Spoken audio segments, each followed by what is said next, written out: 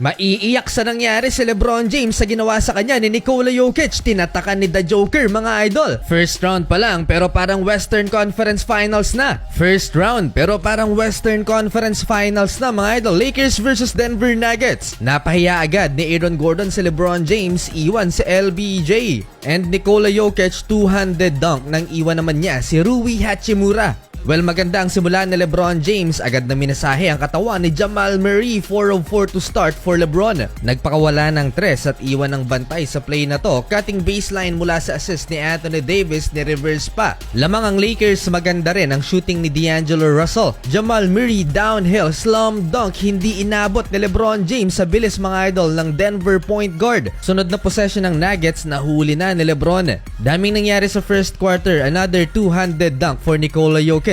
Running downhill naman, hinila ni Reggie Jackson si LeBron James. Hindi nagustuhan yun ng Lakers superstar. Buti na lang chill pa si LeBron. 33-25. End of first quarter, lamang ng 8 ang Lake Show. To start the second quarter, dahil nasa upuan si LeBron James, nagbuhat naman si Anthony Davis with 14 points. Talagang gustong bawian ni AD, mga idol, si The Joker. Halfway ng quarter na to, umabot na ng 12 ang hinahabol ng defending champion. After timeout, 8-0 run ang sagot ng Denver Nuggets sa LA Lakers. 2 3-pointers at nag-showtime si Aaron Gordon sa open court. Ginawa pang dunk contest ni AG. 14-2 run, tabla na sa 51 ang talaan last 3 minutes. Ilang beses, mga idol, tumabla ang talaan dito sa first half. At sa last possession ng Los Angeles Lakers, 1 segundo bago mag-halftime, LeBron James deep 3-pointer. Tumingin pa, mga idol, sa commentators. 60-57, Lakers up by 3 points, 19 points for LeBron and 18 points for Anthony Davis, 15 points naman si Nikola Jokic.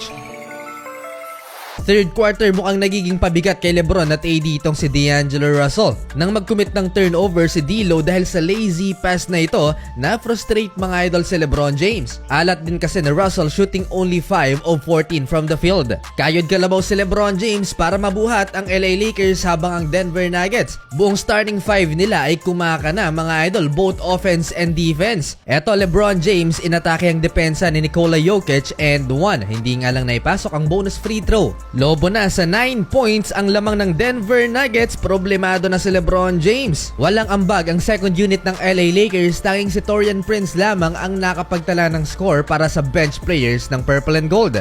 Nabaon ng LA Lakers hanggang sa umabot na nga ng 11 points ang inahabol nila entering the fourth quarter, 89-78. All 5 starters ng Denver Nuggets ay double-digit scoring na, mga idol. Missing in action si Austin Reeves para sa LA.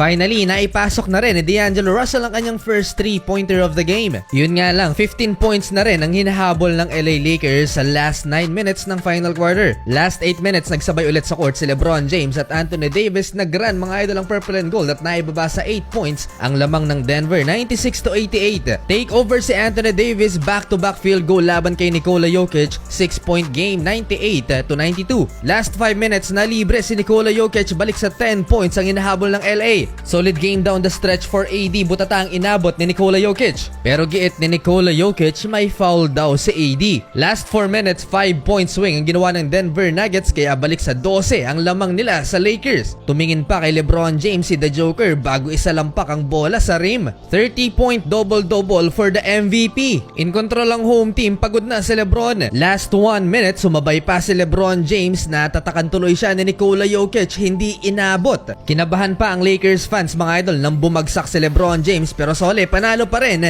ang Denver Nuggets, 1-0. Hatid ng 1xBet ang video ito, up to 6,000 pesos first cash in bonus. Gamitin ang link at code na nasa comment at iset na ang iyong parlay, mapa, NBA, PBA o iba pang sporting events. Sa 1xBet, siguradong legit at mabilis ang cash out, pero paalala, keep it fun and gamble responsibly.